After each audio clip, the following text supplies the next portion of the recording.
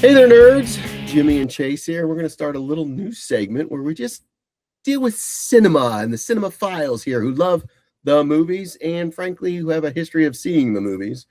But we're going to do one question. So, one question each to the other. They will answer, and then we will give our own answer for our own question. This could be a total failure, but we thought it would be fun, and we'll see. Chase, do you want to ask first? Or do you want me to ask first? Just any question, or? Yeah, just the one question we're going to ask for today. Oh, you just want to do one question. Okay. Yeah, like I will ask you one question and you'll ask me one question.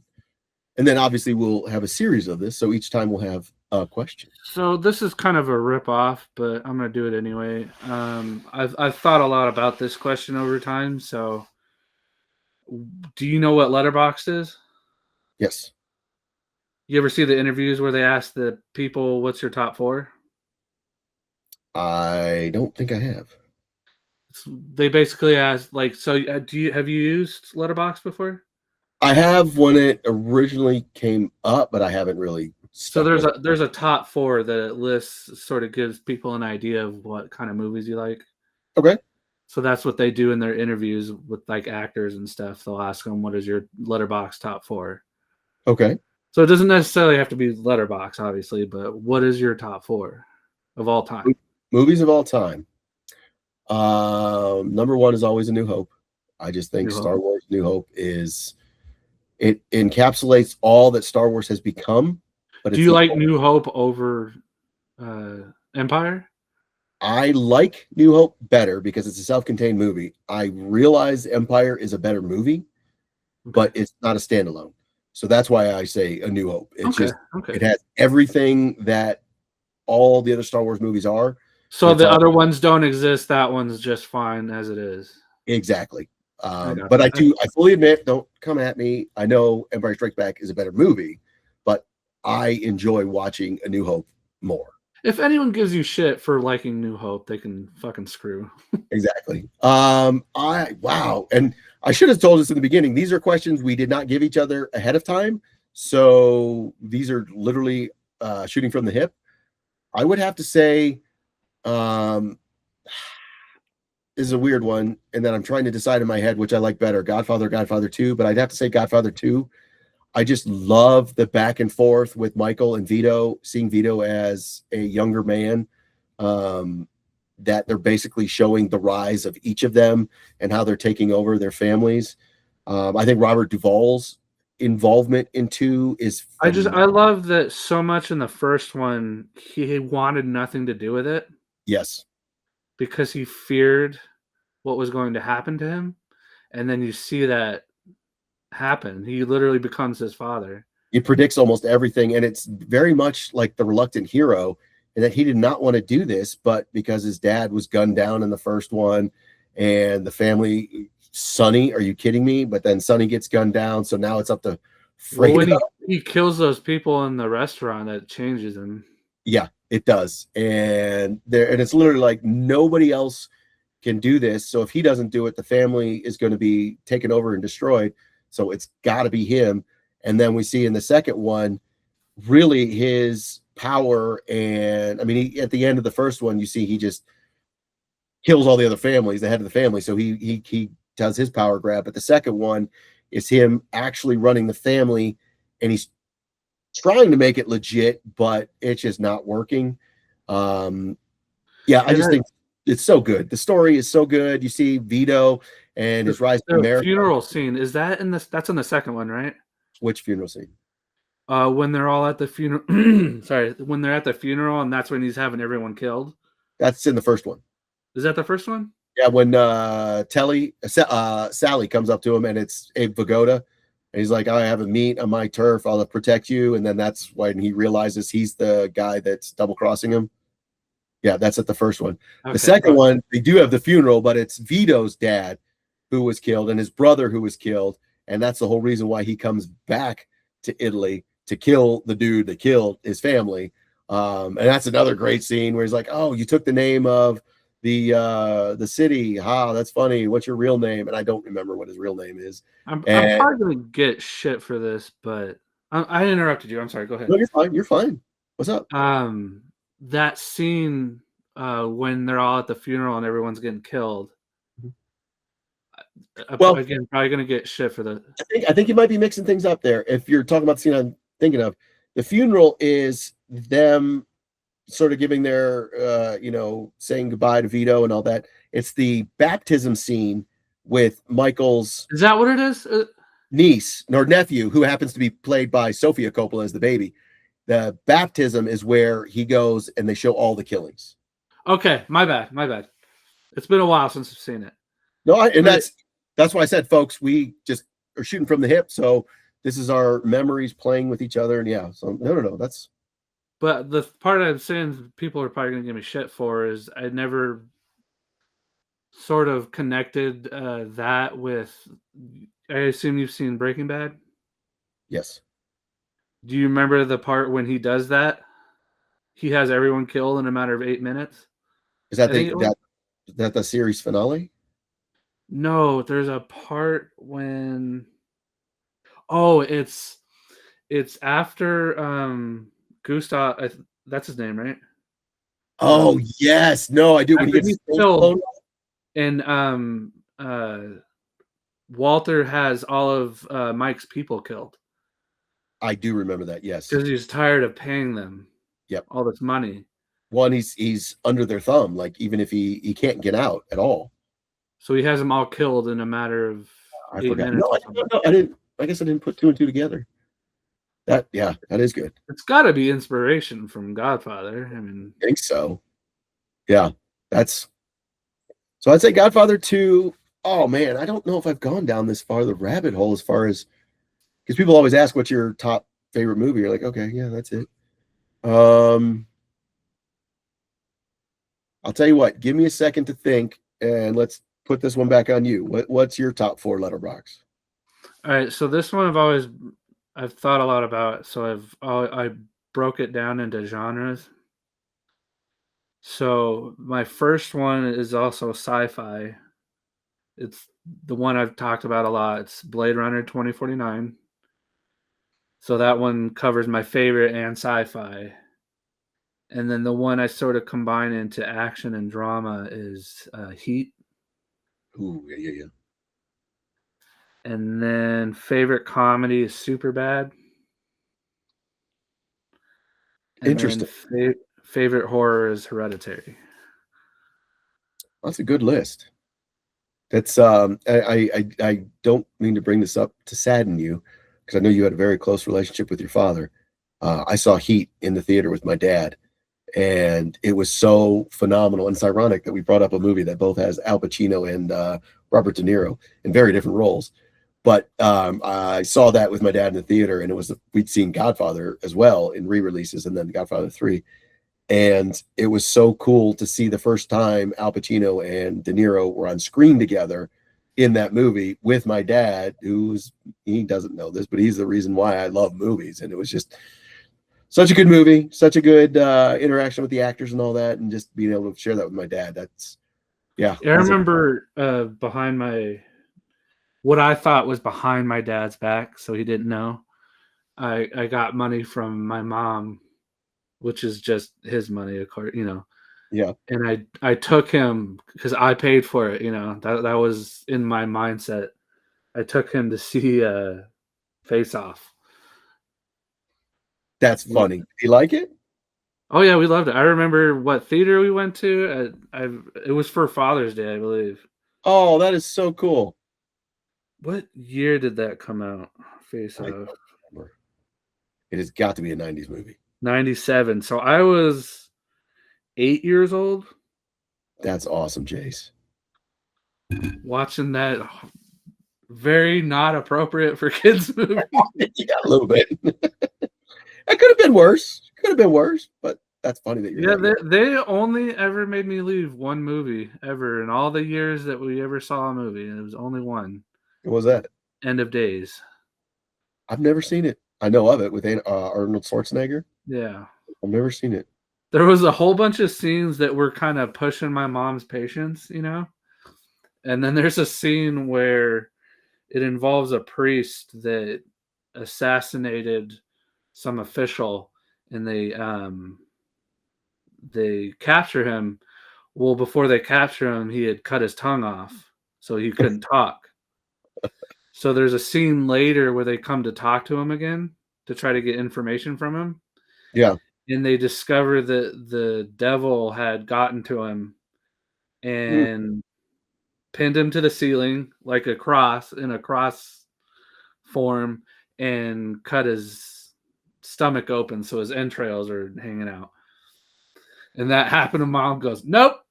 She fucking took me out. I was gonna say, because that must have been about 99, I think, because I think that came out when I worked in the movie theater. Maybe it was 2000. But The yeah, only time she said, "Nope, still young, can't do this." funny. That's fine. And Blade Runner, we've had our discussions about this, but it really is. It's one of those movies where you see the money. It is on the screen, and it's cinematically, it's beautiful. And like James has said frequently, the last interaction with Rutger Hauer and Harrison Ford is just some of the best cinema of all time, and it's world building. Like this is pre. Wasn't that, improvised? I don't That know that one. speech? I don't know one. That could be. I don't know, but it just the world they built, the idea of the AI back then. It is. It's a gorgeous, beautiful movie, and if you are a nerd or you like sci-fi at all, that has to be seen. Whether you like the movie or not, you have to see it. And as a lover of cinema, you just have to understand that what Ridley Scott did to make that movie, and frankly, he was set to make movies along the lines of British TV, Shakespeare, that sort of thing. He saw Star Wars and immediately was like, whoa, I can make movies like this. So he stopped and he made Alien and Blade Runner like back to back. And you can see the influence that Blade Runner has on that Star Wars had on Blade Runner. And it's its own beast. It wasn't like Buck Rogers or something like that where they're totally ripping off. It's like, no, they That's made why I love 2049 so much is I had such an affection for the first, and when I heard about the second, obviously I was confident about the director and everything, but I was predicting a Star Wars ripoff. It was gonna be phasers and spaceships and bullshit and losing the spirit of what made it Blade Runner, and they just surprised everyone and made a perfect sequel. a totally original sequel. Again, not my favorite thing, but again, it's a cinematic event. And although I don't like some of these movies, I am fully aware of where they land in history and that there are just movies you have to see in a theater because of what the story they're trying to tell. Yeah, you can see it in TV or nowadays on your phone, but it's just not the same. So to see that big thing in a theater, it's beautiful and gorgeous. And then the movies that are released, like A Whole Bloody Affair, if you could see that on 70 millimeter film, holy cow, I can't imagine what that looks like because it was meant to be on film. It's just a cinematic event and it's beautiful. Again, not something I like, but it's a historical thing. And, no, it's not going to go down as the annals of, hey, 1776, we became an independent country. It's like, no, that's not what I'm talking about. It's just this art form that Chase and I love. It's beautiful and they don't happen enough. And to be able to witness it and be a part of it is just phenomenal. It's amazing. So I agree with you on the Blade Runner. What was the comedy? I don't remember. Oh, Superbad. I think that is definitely a generational thing. I've seen it. It's funny. I'm not going to argue with that. But to me, it's just okay. It's a movie What's that why it's on my top though is one, yes, it's funny. It's the obvious. It's funny, but their relationship between the characters Seth and Evan is the exact relationship I have with my best friend Phil. The way we talk to each other is exactly how they talk to each other. And it that's a, was, and that movie, Superbad, it came out the year I graduated.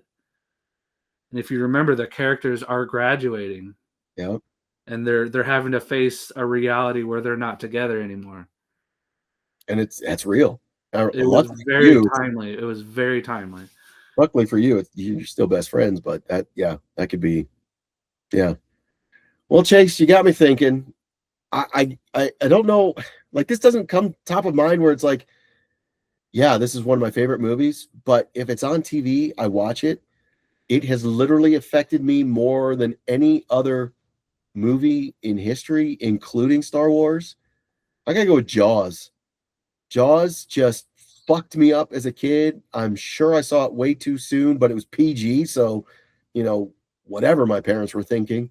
I will go to the beach and still be like 2 feet of water and shit, where the fuck is the shark? Not that I'm not going swimming or anything, but it crosses my mind. And I every don't time, do ocean. yeah, Fuck no. every time, just the kid like Roy Schneider, Richard Dreyfuss, Robert Shaw, just their interactions when they're on the boat, and that one night speech where they get drunk and they're talking, and then It's so that's one of the most phenomenal monologues I've ever seen in my life. ever, and I didn't know it was a real true story until I Yeah. got older, and it's Yeah. like, holy shit, that the USS Indianapolis really happened. Fuck. You But know then, just, what's so brilliant about that scene for me is that he's so drunk, yeah, yeah, but as he's telling it, he almost like completely sobers up. he does. And then the reactions from Roy and Richard Dead Dreyfuss, fucking just silent. Just yeah, and then just the John Williams score is like, are you kidding me? Like, dun-dun.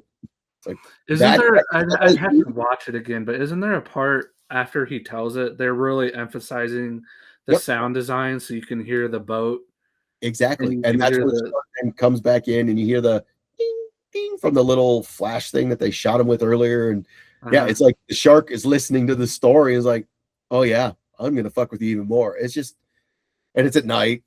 It's just brilliant. Obviously, it's a horror film, but it's more than that. It's just it's unbelievable how good that movie is. How that was not Steven Spielberg's directorial debut, but the theatrical debut, I will say. Just such an amazing movie, and the fact that everything came together with all the shit breaking and not working and shooting on the goddamn water. You kidding me? So yeah, I got to put Jaws up there. Although honestly, that's not like the first thing that came to my head.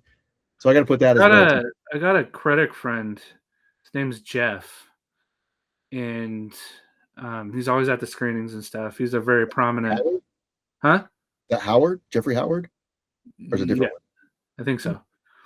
Um, he's a very prominent critic here in Vegas, but Yeah. his it's very widely known among all of his critics that his favorite movie of all time is Jaws.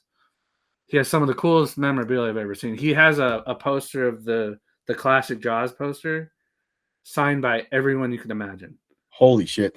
And I'm trying to go through my head. I think, I forgot her name, the wife. Was it Lorraine something? I don't I think remember. she's still alive, and Richard Dreyfuss, but most of everybody in that movie has passed away. And he is, I believe he said he's currently editing uh, a Jaws documentary Wow. where he said over the last 10 years he's interviewed pretty much anyone from the movie that would would talk to him. Said the only one he couldn't get was Richard Dreyfuss because he said he's a dick. I've heard that more and more, and it is so disappointing because he's not only in Jaws, but he's in American Graffiti, which I love. I was like, dude, why are you a dick, man? What about Bob?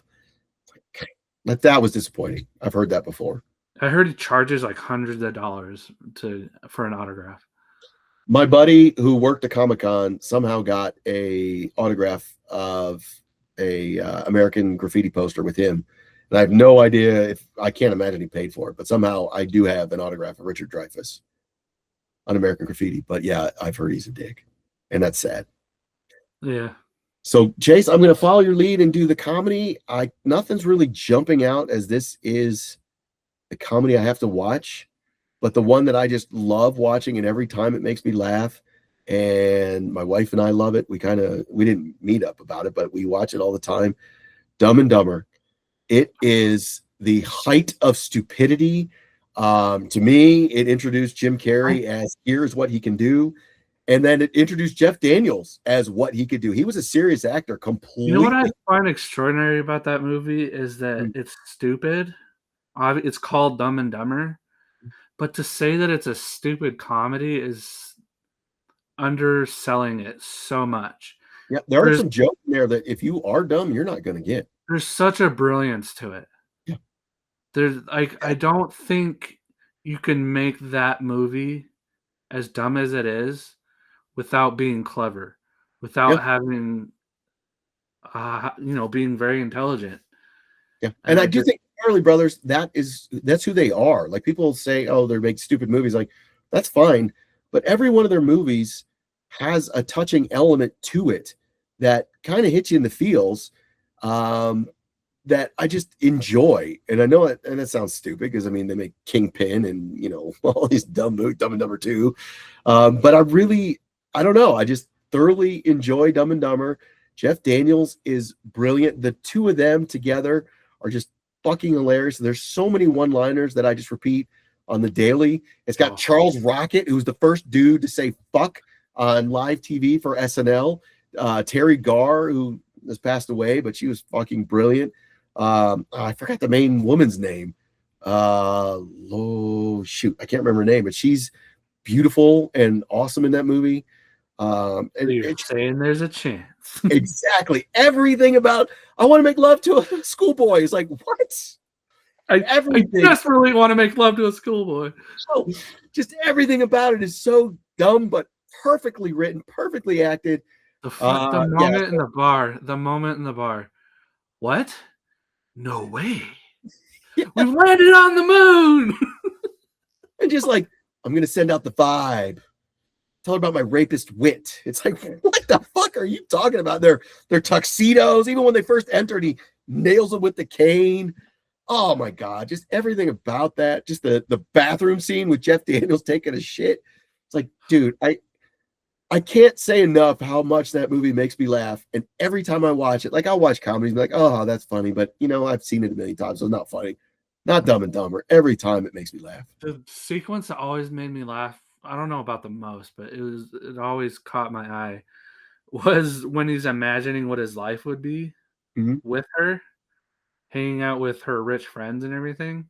And Yeah. I love that it's not him becoming, proper and rich, and it's them coming down to his level. Yep. So he's telling some story and then he just lifts his ass and lights his fart on Like, fire. and they're all laughing their And asses. they're all loving it. It's so fucking just ridiculous. Yes. That's gotta be in the top four then when I break it down genre like with you. I wanna say I was in this is gonna make you feel old, I'm sorry. I I already feel old, dude. I think I was in 1st grade? Wow. Let me see. 94, so I would have been it might have been kindergarten, man. And I Jesus was a Christ. junior. I was a junior in high school.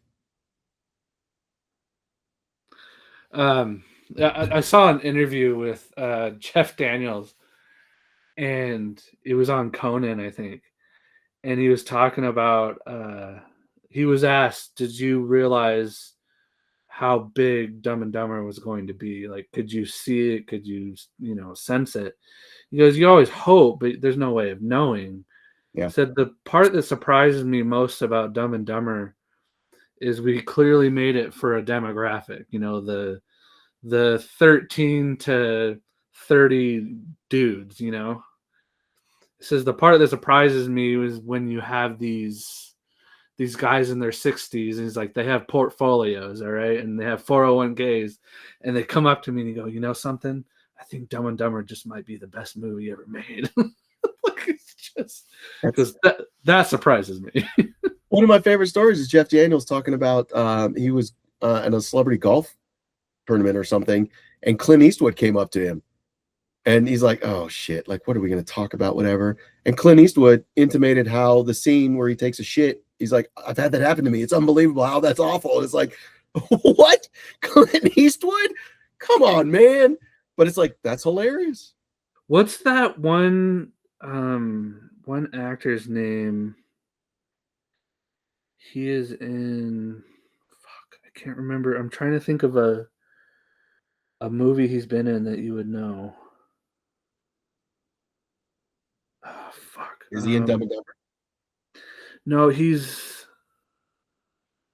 was no, because it reminded me.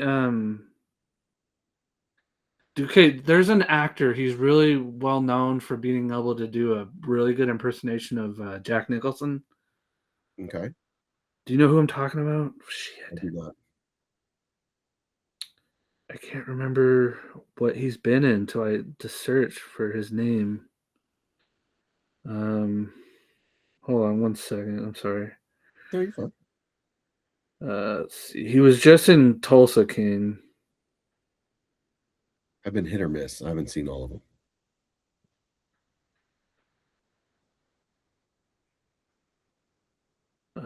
Kevin Pollak. Oh, yeah, yeah, yeah. I like Kevin So he Pollak. tells this story about how he was on set for, I think it was A Few Good Men. Yep. Oh, yeah, with Jack Nicholson? Uh-huh. Yeah. And he says he who was walking on between the trailers one day. He says he hears someone mumbling. So he turns around and it's Jack Nicholson. And it looks like he's like in his moment, like maybe prepping something. He's just kind of mumbling to himself, so he leaves him alone. So he turns back around and he's going to his trailer and he says, "Do you want to hear something surreal?" And and turns around, it's Jack Nicholson saying that. It's like, yeah, sure.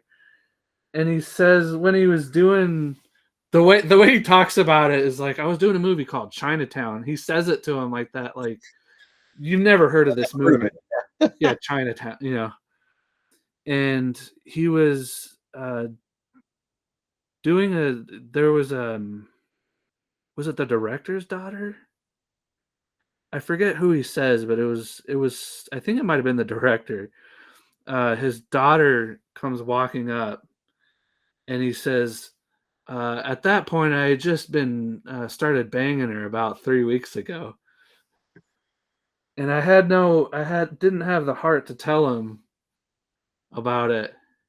Oh, it was an actor. It was when he was doing a certain scene with one of the actors, and the scene required him to ask Jack Nicholson's character if he was sleeping with his daughter in the movie. So he Wow. goes. So at the moment he's thinking, how do I tell this man that I'm actually banging his daughter? In the movie, the character goes, "Are you sleeping with my daughter?" And he goes, "Now that's surreal." And he says that to Kevin. He turns around and just goes into his trailer without saying anything else. And Kevin says he's standing there, he's looking around, and he goes, "Did anyone else hear that?" I love Kevin Pollak. He doesn't do a ton, but I love like Grumpy Old Men. I love that movie, and Yeah, Kevin he's Pollak's so in good. it. Usual Suspects, Kevin Pollak, he's in it. Have you Even heard the his Santa Jack Claus. Nicholson impersonation? I know I haven't. That's why when you said it, I'm like, oh, interesting. He's I'm not so good surprised. at it. He's He's so so good at it. talented. Yeah, that's funny. Wow. All You right, are you just ready made for you my? just made me think of it. I don't know. Oh, that's cool. Are you ready for my question? It's a toughie. Okay. Of all the movie franchises, which one is your favorite? So franchise is like at least what, three Multiple movies movies. or Yeah, three or more. three or more? My favorite? Yep. And why? Fuck, man. I don't know. One that I don't think gets talked about enough is the new Apes trilogy. Ooh, good I know one. there was a fourth one and it was good. It was a lot better than I thought it was going to be. That it felt like such a money grab and it ended up being pretty decent. But I'm talking about the Caesar story from when he's first found to when he dies. Even if you incorporate the originals, you can, as in they could be used as canon in the current timeline. I got no problem with that. That whole franchise is awesome. I was talking about the Caesar story though, that trilogy. Yeah. That's one of the best trilogies I think ever made. Matt Reeves. I know he didn't do the first one, but Matt Reeves just made an amazing trilogy out of that. Just so good. The second one and the third one, I'd forgotten why I didn't watch it frequently.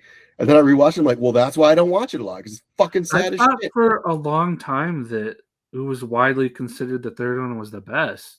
But I've heard a lot of people saying they like the second one better. And I love the second one. I thought the third one was just that was like Godfather of Heartbreaking. Apes to Yeah, me. it's heartbreaking good. Woody Harrelson is amazing. It's just so sad. Like I love, maybe it was anticlimactic for other people, but I love when he finally faces Harrelson's character and he's already infected Yep. and he's changing Yep. and he has pity on him. He And all feels that. bad for him. And that's what's so amazing is you're rooting against the humans, and obviously we're humans. And then at the end, you're like, oh my God, like Caesar has more compassion than any of the fucking humans because he's understanding why the Woody Harrelson character was the way he was because he was slowly losing his mind. And And he he lost, hands him the gun and just leaves. yeah, And he just kills himself. That's fucking yeah. crazy. It's so good. You know what? That didn't even get on my radar, but that you're right. That is such a good franchise. I don't know if it's my favorite, but that's, I think, one that's not talked about enough. Because when it comes to trilogies, and understandably, in a completely fair sense, they always bring up Lord of the Rings, Yeah. which is fair. But I feel like that overshadows any other. I love the first two, but that third one still sticks with me. The name alone, it's Return of the King. Yet I didn't really feel like it was Return of the King. And then this whole time, and I'd never read the books, I had no idea.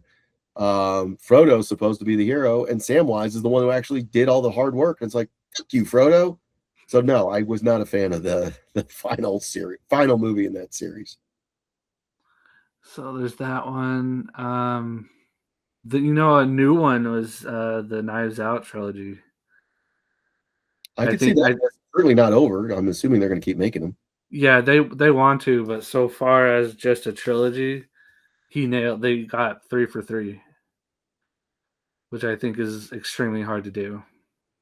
For sure. Keeping the tone across the whole series. And again, that's another one I'm not a fan of. I have only seen the first one. I haven't seen the other two. And my main problem was that I didn't like how it, in my opinion, it was like a who done it, but then we knew who did it, and then you tell us all how they did it. It's like we already know all this. I don't understand. And maybe I have to rewatch it because I'm a dick, but I don't know. I know that's who I am. It's Those all are good. two good ones. So, did you hit your favorite yet? I don't know if I have a favorite. I mean, franchise. I mean, you could argue the Alien franchise. I would You know go what? with. The only ones I don't like in the Alien franchise are just the crossover with Predator. Like, yeah, Resurrection's goofy, and no, I do not like Prometheus, but it's still worth watching. Have you seen the new Predator? No, I haven't seen it yet. They connect to the Alien movies. When I saw that in the trailer, You see because the Wayland brand. yeah, and I'm like, I got confused actually when they first showed the trailer because they don't show Predator, and I'm like, oh, is this a new this? Because I know there's several Alien projects coming out. I'm like, oh, is this the new Alien TV show? And then they show the Predator. I'm like, oh my god, I know Fox owns both now, or Disney owns I both now. think Trachtenberg could do a good job with it. He That, directed Prey and that one. that would be cool. Yeah, So I like that. I would say Alien and Aliens, Mhm. and then Alien 3 has its moments. It kills me to say I don't like it because it's not the case. I just wrote that thing about David Fincher. I have such a love for that guy, so I don't want to say that I don't like it. But there was just so much studio interference on that one. And somewhere there's a cut of his, and I would love it if someday it gets released. I would love to see his movie because I enjoy the movie, especially seeing how Resurrection didn't hold up to what Alien is, and then the versus Predator ones didn't. So to me, three has gotten better over time. No, it's not a great movie, but it's gotten better. And if Alien and Aliens weren't so good, then I think Alien 3 would look better. But it's still worth watching. I think. Did you ever see Romulus? I The think I started it with Madison because she likes the Alien franchise, but we never finished it. And it wasn't because we didn't like it. Something came up, so we got to go back and watch it. Yeah, I thought that one really met the tone of the original the closest. And I haven't seen the TV show yet. I've seen a couple episodes. I wanted to wait till it was all the way out, and then I just haven't gotten around to it. So much media out, dude. It's hard to keep track. Um, Yeah, I don't know if I have a favorite though. You mentioned some good ones. So if you had all these franchises and they're all coming out on the same weekend, which one would you prioritize as that's the movie I have to see from that franchise? Which movie or which franchise? Well, which movie from that franchise? So if it a new one, completely new movie from one of the franchises that you've mentioned or one you haven't mentioned as your favorite, to me, this is going to dictate what's your favorite franchise. What movie would you say that's the one I have to see because that's from this franchise? Uh, Probably have to go with Alien. I think. I don't think that's a wrong choice. I think that's cool. I think it's one of those things I could give 100 reasons why I choose each one, over the other. Yeah, I think Alien probably. I think it's fair. That's a fantastic franchise. I think there's so many movies in it that are just awful, but the ones that are good are genre changing. They changed the face of it all. Well, Alien, it's one of those yeah, go ahead. situations where if you were going to argue to me that Aliens was a better movie than Alien, okay, I can't argue with you. They're both phenomenal movies. I would say they're a tie, but how many times in history do you have a sequel being just as good, if not better, than the first? I think they're brilliant because they're different, Yeah, and yet 100%. they both work. Yeah, That's two world-renowned directors. it's hard to make a good sequel, Yeah, but when you make it its own thing and it still works, that's something else entirely. and you literally have created a situation where anytime Paul Reisner's in a movie, I think he's going to be a bad guy. That's how hard that second one hits. It's like he's going to be a bad guy. I don't care. He's going to be a I bad guy. I think Cameron was very smart for realizing that you can't outdo Alien. Yeah. So just emphasize the action more and up the I guess the terror or come at it from a different vantage point. Yeah. And having There Newt there being the threatened thing is just perfect. That little girl is amazing how they're trying to get her, protect her, and then all the Marines are dying along the way. And it's Ripley, get away from her, you bitch. Yeah. and yeah, you can't forget that gave us one of the I think that was my number 1 on the best final girls, I think was Ripley. I don't remember. I remember reading it, but I don't remember. But yeah. So no, dude, I'm not gonna argue. Alien franchise is phenomenal. Good call, dude. There's probably others I can't think of right now, but Well, I'm gonna forgo my typical Star Wars because that's duh. Um, and I again because I asked it, I've been thinking about it. I got to go with James Bond. He's been around for a long time. No, it's not your traditional trilogy, quadrilogy, all that stuff. it's a franchise. You specified franchise, not necessarily. Exactly. And if you'd I got asked stuck on me, the trilogy. if you asked me during the Pierce Brosnan era, I'd probably be like, no. But Daniel Craig to me saved this franchise. He's So phenomenal. And it's funny that you brought up Knives Out because different character completely, but you it's him. you can't deny Sean Connery, Nope. obviously. And I grew up with Roger Moore. I love Roger Moore. I But for even like my money, it's Daniel Craig. he's made the best James Bond movies. The other ones are nostalgic, fun, good, but the ones that are actually pertinent and the ones that really hold up still. And I know we're more close to the time frame of Daniel Craig, but his movies, A lot of people hated the tonal shift. I loved it. I feel like Timothy Dalton, his two movies tried to do that, but it was too soon. They weren't ready for it because it's coming off right off of Roger Moore, who was fantastic but goofy, and he made James Bond his own. He didn't try to be Sean Connery. He did his own thing. So when Timothy Dalton did it and tried to be darker, it didn't work. So that when Pierce Brosnan came in and we have the 90s, I think that got long in the tooth and it was just he was being goofy too. So when I, Daniel Craig came about and just made it real, and then Judi Dench, thank God they kept her around because their relationship was just phenomenal.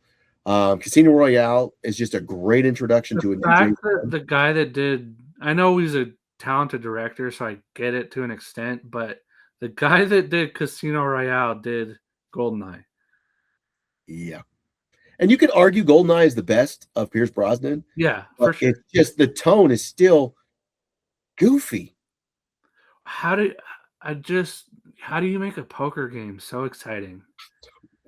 Got me, but they did. They did. And even Quantum of Solace, I know that's get ripped. It's entertaining, but it really I like is. it. Yeah, I mean it was fine. It was good. It was a James Bond movie. No problem with that.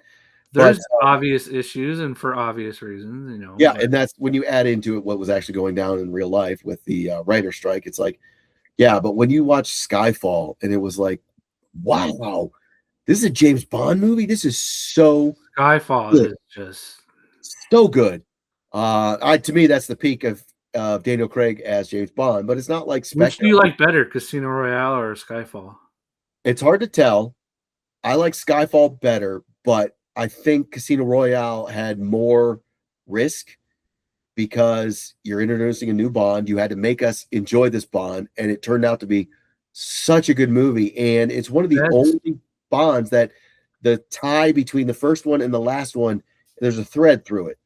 It's not just individual movies that are James Bond. Skyfall and Casino Royale. I could go either way, Mhm. but Casino Royale has, I think, the best villain. Interesting, because I like Bardem as He's so good, but what I but I liked understand about Matt Nicholson is so good too. him is he had a motivation that you could understand, Yep. which Wait, I wait, think was what made the best Bond villains throughout the years is someone you could understand. Like, even if their plan was grandiose and ridiculous, oftentimes it made sense. Like they were trying to kill off certain people to better the environment of the earth or something like that. It was ridiculous, but you're kind of like, yeah, I can agree with that. He was in a position of I have to get these people money or they're going to kill me. but that's why I like, and that I'm not arguing because totally they could shift daily. But Bardem's motivation of being M's favorite and then being jettisoned, and then Bond is M's favorite, and They're both so good for their own he reasons. was jettisoned when they take the shot and he accidentally gets shot. It's like she was making her decisions. So they basically have the same motivation, but James Bond doesn't go dark. It's like, damn, that's so I good. I think his character too has one of the best villain reveals ever. When he Agreed. comes down that elevator and it's see through, so you can see him coming down it, and then he walks up to him, and he sort of like almost flirts with him, Yeah. and it catches Bond off guard, and he's like touching him and kind of sexually, and he goes, "What's your training for this or whatever?" And it's so good. Well, even when he hits back and he's like makes some reference to basically having sex with a man, he's like, "What makes you think it's my first time?" He's like, "Oh, James Right, right, Bond." right. Oh, that's awesome. He's trying to outwit the guy. It's just it's a great back and forth. And obviously, at that point in the film, James is not at his height because he's had all the shit that happened with him getting shot and trying to come back. And Javier Bardem's character is The at rat story. How good is the rat story? oh my god, yes, and they're the two rats at the end. That's so good. Yeah, so I'd say James Bond. That franchise, there are some goofy ass entries. They're just entertaining, but to me, the Daniel Craig's just take it to that next level. And the villains they've gotten recently, the actors to play them, and I know like Telly Savalas came and played the part, and they've gotten always great actors, but when you get Mad Mickelson, when you get Javier Bardem, when you get Christoph Christoph Walk, what's like, Waltz. yeah, Waltz. Um, Dave Bautista was great as oh yeah, like what's his who name? saw that? And even Rami Malek. It's just like Rami Malek. It's He, just like he was so good. I know. It's like I love the people they're getting to play the bad guys. I love the people they're getting to play the Bond girls. And You it's know what no I longer just a I joke. think they did well with Daniel Craig's villains is they play to their strengths. Yeah, Like agreed. Rami Malek couldn't beat James Bond one on one, Nope. so he had to outsmart him. Yep. Whereas you have a character like Batista's where he's just physically Bond is no match for him. Yep. I like that contrast. I like the differences. They play into him really well. Yeah. I really like the Bond. And again, that's another one. Again, not to get sappy, but I grew up watching these with my dad, and when they would come out, typically the new ones would for a while there come out like on Thanksgiving, and so he and I would go and watch the movies, and it was just awesome being able to share that. And it was funny because I remember I wasn't allowed to read the books because those are too sexual, like they had too many sex scenes in them, but I could watch all the movies. I'm like, okay. And I finally read the books, and I'm like, I have no idea what he was talking about because I thought the movies actually watching those intros in the 80s with the chicks who were clearly naked, but they had like whatever It's filters like going on. silhouettes or whatever. Yeah. I was like, oh my God, teenage boy watching naked chicks. Like Nice. doing a high dive off her nipple. Just I know. It's like, yeah, let's do this. So yeah, it's definitely Bond has grown up from early stuff, and even the music, every single one, even the beginning, the first one when it was Three Blind Mice and the creation of the James Bond theme song. Everyone has a special song in it that's just so good. Can you do a list? I did a list of my favorite Bond songs. I'm sorry, Madonna and Pierce. Die Another Day is the worst fucking song, and it's the worst fucking Bond movie. Sorry, guys, but yeah, if you want to read the list, it's on Nerd Alert. I did a list of my favorite Bond songs. Yeah, And you mentioned it earlier. I like the the connective tissue between his movies. yes. When it The starts with Vespa the and Vesper, the influence she has on him yeah, throughout, and how he and even wants almost nothing to do with. I can't remember her name, but in No Time to Die or whatever, the blonde yes, lady. yeah, because she was Inspector. Yep, that one. Mhm. He didn't want anything to do with her because he wasn't. But then obviously she burrowed his way or her way into his life. But I love the connective tissue there and how it changed who he is. He became a lot more cold because And of that. it's one of the saddest deaths that doesn't involve Bond, although spoiler alert, it does involve Bond eventually. Felix Leiter. I can't remember the actor's name.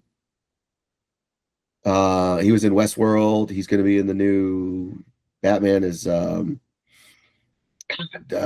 Oh, Jeffrey. Jeffrey Wright. Yes, he was phenomenal. And then when he died, like usually people die in Bond movies, you don't think about it. When he died in the Bond movie, I was pissed. I was like, damn. We were making a joke that every Knives Out movie has someone that was also in a James Bond movie with Daniel Craig. That's funny. And we were joking like the new one is like he doesn't have anyone. And then at the very beginning of the movie, Jeffrey Wright pops in, and it was a critics only screening, and I swear three of us went, ah, it's him. Dude, that's awesome. Yeah, he's another actor that's just so Have you seen American Fiction? I don't think so. He's the lead in that. You have to. It's so No, yeah, I remember because I got a whole bunch of awards, and I remember reading about what it was about. And I'm like, holy shit, I got to watch this. Again, fell through the cracks. No, I it's got to watch that. so funny, but it's Sadly, so smart. when you said that, I thought American Splendor, and I'm like, Paul Giamatti. I don't understand the connection. And then I'm like, whoa, no, that's not right at all. Okay, yes, It's so good. You really got to check it out. that's very cool. I will. Well, guys, that's our one question. I think it went very well. Our Letterboxd Top Four and best favorite franchise of all time. Let us know what you guys think in the comments below. And if you have questions that you want us to ask, cinema related, don't get us into the comic books or anime, anything like that. We're talking cinema, folks.